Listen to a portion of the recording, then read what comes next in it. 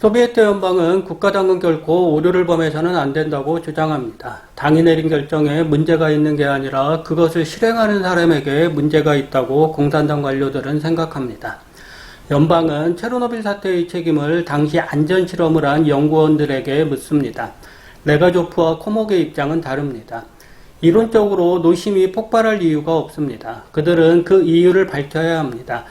이리저리 정보를 수집한 코목은 유사시 긴급 정지를 할 수 있는 AZ5에 문제가 있다는 것을 발견합니다. 이 버튼을 누르면 운행이 중지되어야 합니다. 코목은 당시 현장에 있던 연구원들을 통해 연구원들이 이 버튼을 눌렀다는 걸 확인했습니다. 이상하지 않나요? 분명히 버튼을 눌렀는데 왜 폭발이 일어난 것일까요? 법정에서 그 이유가 밝혀집니다. 버튼을 누르면 제어봉이 다시 원자로로 삽입됩니다. 제어봉은 붕소로 만들어지는데 반응도를 줄이기 위해서입니다. 그런데 체르노빌 발전소의 제어봉 끝부분은 붕소가 아니라 흑연으로 만들어져 반응도를 급증시켰습니다. 재판관이 왜 흑연으로 만들었느냐고 묻습니다. 눈치가 없는 재판관입니다. 이를 말하려면 국가, 당 권력을 언급해야 하기 때문입니다. 레가조프는 같은 이유로 원자로 주변에 경납 건물이 만들어지지 않았으며 같은 이유로 노심의 농축 원료를 올바르게 사용하지 않았다고 말합니다. 문제는 돈입니다. 가격이 상대적으로 싼 재료를 사용하다 보니 이 지경에 이르렀습니다. 자본주의를 지향하는 서구보다 경제적으로 열악한 소비에트 연방의 맨 얼굴이 그대로 드러나는 순간입니다. 연방을 움직이는 권력은 이 사실을 감추려고 합니다. 이 사실이 밝혀지면 오류가 없는 국가당이라는 신화는 일순간에 깨져버립니다. KGB의 수장은 이 비밀을 지키면 레가조프에게 국가영웅이라는 칭호를 부여하겠다고 약속합니다. 레가조프는 비엔나에서 증언한 것과 다른 내용을 법정에서 증언하고 있습니다. 거짓을 말하다가 진실을 말하기 시작한 것입니다. 그것은 그가 당이 내세우는 무오류 논리에 반기를 들었다는 것을 의미합니다. 권력이 가만히 있을 리 없습니다. 세계 이목이 있어 당은 그를 죽이지는 못합니다. KGB의 수장은 레가조프에게 앞으로 흔적 없이 살라고 말합니다. 그리고는 흔적 없이 죽으라고 말합니다. 한마디로 레가조프를 사람들과 완전히 단절시킴으로써 권력은 진실을 말한 대가를 혹독하게 묻습니다.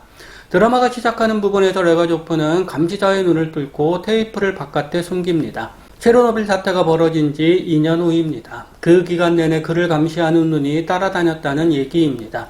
그는 진실을 카세트 테이프에 담아놓고 자살로 생을 마감했습니다. 거짓을 거부하고 진실을 말한 대가입니다. 진실을 말한 사람의 최후는 왜 이리도 비극적인 것일까요? 몇 년 후 소비에트 연방이 무너졌습니다. 2006년 당시 서기관인 고르바초프는 체르노빌 사태가 소비에트 몰락의 시작이었다고 고백합니다. 그가 자살을 하고 나서야 소비에트 연방은 RBMK 반응로의 설계 결함을 인정합니다. 권력은 숨길 수 있을 때까지 진실을 숨기려고 합니다. 권력에게 진실은 모든 것을 허무는 폭탄과도 같습니다. 바깥으로 진실이 퍼지면 권력이 설 명분은 없습니다. 권력만큼 명분을 좋아하는 집단이 어디에 있을까요? 무오류라는 명분 역시 당이 만든 것이 아닌가요? 명분은 그리 될 수밖에 없는 원리와 같은 것입니다. 명분이 서야 사람들이 따릅니다. 달리 말하면 사람들이 진심으로 따를 때 명분은 명분으로서 가치를 지니게 됩니다. 소비에트 연방은 그 명분을 억지로 만들었습니다. 억지로 만든 명분으로 그들은 사람들을 억압했고 그 결과는 체르노빌이라는 끔찍한 비극으로 나타났습니다. 진실을 외면한 권력이 얼마나 커다란 재앙을 낳는지 체르노빌은 정확히 보여주고 있는 것입니다. 권력의 전횡에 우리가 저항해야 하는 이유입니다. 혹 이 드라마를 보며 공산주의 사회니 이런 일이 벌어진 거라고 생각하는 사람들이 있을 수 있습니다. 당의 무오류만큼이나 잘못된 생각입니다. 매너리즘에 빠진 관료들은 자본주의, 공산주의를 가리지 않고 진실을 숨기려고 합니다. 한국 사회만 해도 80년 광주의 진실을 숨긴 권력이 있었고 세월호의 진실을 숨기려고 한 권력이 있었습니다. 진실이 드러나면 권력의 치부 또한 드러납니다. 체르노빌 사태와 같은 거대한 사건이 일어나면 늘 진실 공방이 벌어지는 이유가 무엇일까요? 권력은 어떻게든 치부를 숨기려고 하고 양심 있는 지식인은 어떻게든 그 치부를 드러내려고 합니다. 한없이 나약한 지식인도 진실 앞에서는 언제나 머뭇거리는 법입니다. 레가조프 또한 체르노빌 사태가 벌어지기 전까지는 국가가 내리는 명령에 두말 없이 승복하며 살아왔습니다. 체르노빌 사태가 일어날 당시 소방관들이 입었던 옷들은 지금도 병원 지하에 보관되어 있다고 합니다. 인체의 위험한 수준의 방사능이 그 장소를 메우고 있습니다. 30년이 훌쩍 지났는데도 말입니다. 체르노빌 사태의 직격탄을 맞은 우크라이나와 벨라루스에 사는 사람들의 암 발병률이 급증했다는 소식도 전합니다. 특히 어린이들이 그랬다는 말과 함께요. 오염지역을 청소하는 데만 60만 명이 넘는 사람들이 동원되었습니다. 시간이 흐르면 그들의 몸에서 어떤 일이 벌어질지 모릅니다. 하늘도 오염되었고 땅도 오염되었습니다. 하늘에 사는 생명들과 땅에 사는 생명들이 제자리로 돌아오기까지는 얼마나 많은 시간이 걸릴까요? 진실이 밝혀져도 재앙은 끝나지 않습니다. 진실은 진실이고 재앙은 재앙입니다. 재앙이 일어난 후 진실을 밝히는 것은 소를 읽고 외양간을 고치는 것과 다르지 않습니다. 그나마 외양간을 튼튼히 고쳤는지도 모르겠습니다. 2011년 3월 11일 후쿠시마 제1원자력발전소에서 방사능이 누출되었습니다. 강력한 지진과 쓰나미가 연이어 일어나면서 일어난 참사였습니다. 핵연료 용융과 수소 폭발이 원인이라고 밝혀졌습니다. 4월 12일 일본 정부는 제1원전의 사고 수준을 7등급으로 격상해서 발표했습니다. 체르노빌 사태와 맞먹는 수준입니다. 사고가 난 지 30년이 넘은 체르노빌이 현재형이라면 아직 10년도 채 되지 않은 후쿠시마는 무엇이라고 표현해야 할까요? 그런 곳에서 올해 올림픽이 열립니다. 일본 총리는 올림픽에 참가한 선수들에게 후쿠시마산 농수산물로 만든 음식을 제공하겠다고 발표했습니다. 어떻게 이럴 수 있을까요? 방사능에 노출된 땅에서 자란 농수산물을 다른 나라에서 온 청년들, 곧 손님들에게 제공하겠다니요. 일본은 후쿠시마 원전 사고를 지우기 위해 세계인을 대상으로 끔찍한 생체 실험을 자행하려고 하는 것입니다. 세계대전에서 이기기 위해 다른 나라 사람들의 몸에 서슴없이 마루타 실험을 한 일본인들입니다. 인체에 치명적인 세균을 실험하기 위해 그들은 살아있는 사람을 마루타로 사용했습니다. 후쿠시마산 농작물을 올림픽에 참가한 선수들에게 먹이겠다는 발상이 이만하면 나올 만도 합니다. 소비에트 연방처럼 일본 정부는 후쿠시마의 진실을 숨기고 있습니다.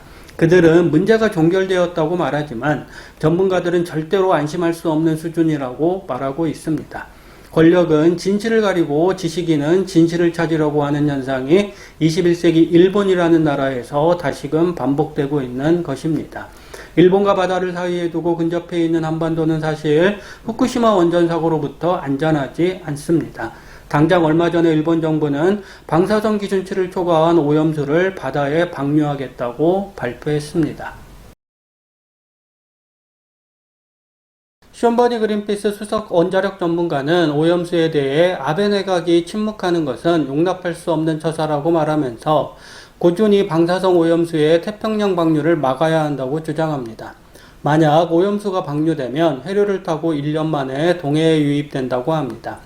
후쿠시마 문제가 다른 나라 문제가 아니라 바로 한국민의 문제라는 것이 단적으로 드러납니다. 이런 와중에 일본 정부는 역사 문제를 들어 한국을 백색 국가에서 제외했으며 한국은 그에 대한 조처로 군사협정인 지소미아를 종료하기도 했습니다. 일본은 올림픽을 기점으로 후쿠시마 원전 사고로부터 자유로워지려고 하고 있습니다. 세계인을 일본으로 불러들임으로써 일본이 방사능으로부터 청정국가임을 선포하려고 하는 것입니다. 원전 사고가 터진 지 10년도 안 된 국가가 어떻게 방사능 청정 국가가 될 수 있을까요? 체르노빌 사태가 일파만파로 퍼진 것은 소비에트 연방의 뿌리 깊은 관료주의에서 비롯되었습니다. 소비에트는 국가에 손해가 되는 진실을 무조건 감추었습니다. 사람들은 진실을 모른 채 일을 해야 했고 관료들은 진실이 알려질까 두려워 사고가 일어나면 어떻게든 덮으려고만 했습니다.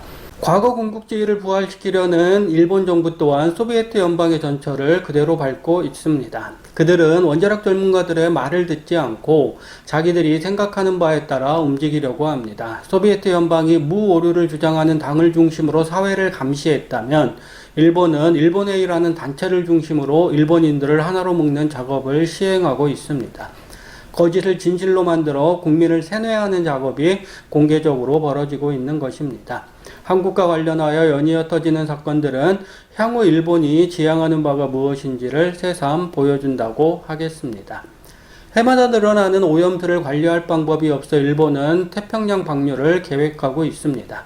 올림픽 참가 선수들에게 후쿠시마산 농수산물로 만든 음식을 먹이겠다고 호언하는 한편으로 그들은 태평양에 오염수를 방출하려는 위험한 행동을 거침없이 벌이고 있습니다.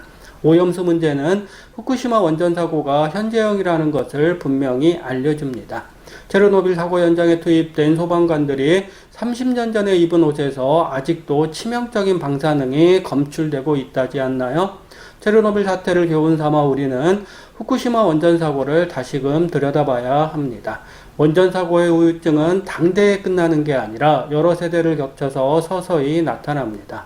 지금 이 문제를 정확히 따지지 않으면 일제강점기 강제노역자나 성노예와 같은 문제들이 언제 또 터질지 모릅니다. 오늘 우리가 일본에 어떻게 대응하느냐에 따라 내일을 사는 세대들의 삶이 결정되는 것입니다.